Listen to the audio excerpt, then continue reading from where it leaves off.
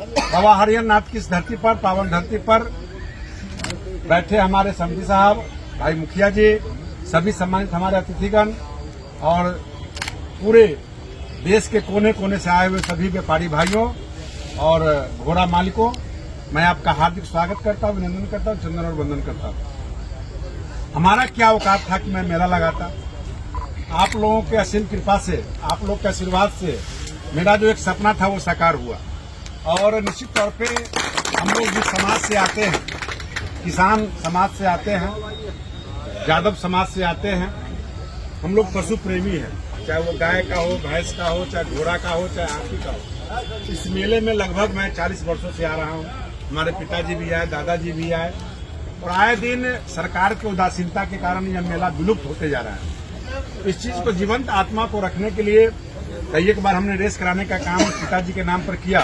श्री अर्जुन बाबू मेरे पिताजी का नाम था, बहुत सारे लोग इसमें जानते भी हैं। तो रेस होता था, बहुत लोगों का सुझाव हुआ कि जब रेस होता है तो सोनपुर अब समाप्त हो रहा है, इसको बड़े पैमाने पर लगाया जाए। कुछ लोगों ने कहा कि सोनपुर का टक्कर तो हो नहीं सकता है। मैंने कहा कि मैं प्रयास करूंगा, आशीर्वाद आप लोग दीजिए। तो मैं आपके चरण वंदन करता हूं कि आप लोगों के आशीर्वाद से वह धरती धन्य हुआ कि आपके मेला में आने के बाद जो लगभग जो काउंटिंग हुआ, जो बातें हुई, पर डे 1 से 1.5 लाख लोग आया करते थे पर डे। और जिस दिन बड़ा कोई कार्यक्रम होता था, जैसे महिला कुश्ती, पुरुष कुश्ती, रावण का पुतला दहन, चाहे घोड़ा का रेस, उस दिन 4 लाख से 5 लाख लोग आते थे।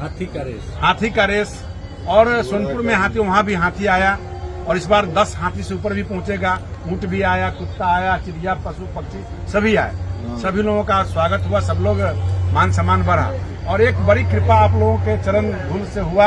आपके जाने के बाद जब 15 अप्रैल को मेला समापन हुआ, 17 को हम लोगों ने मीटिंग किया और वहाँ के 10 भाइयों से बैठ करके, जो गाय और भैंस के जो व्यापारी थे, उन्होंने बैठ के तय किया। और 30 अप्रैल से ही, आपके आने के 15 दिन के बाद से ही, 30 अप्रैल से ही गाय और भैंस का बाजार लगना शुरू हो गया प्रत्येक रविवार को। और वो बाजार, मुझे विश्वास नहीं था, मेरा 100 रुपया भी खर्च नहीं है, मैं खुल के बोल रहा हूँ। और वो जनता, वहाँ के व्यापारी, वहाँ के तिरहुत के जितने व्यापारी थे, उन्होंने संकल्प लिया कि मेरा अपना हाट था, रविवार को लगता था, हम रविवार को ही लगाएंगे।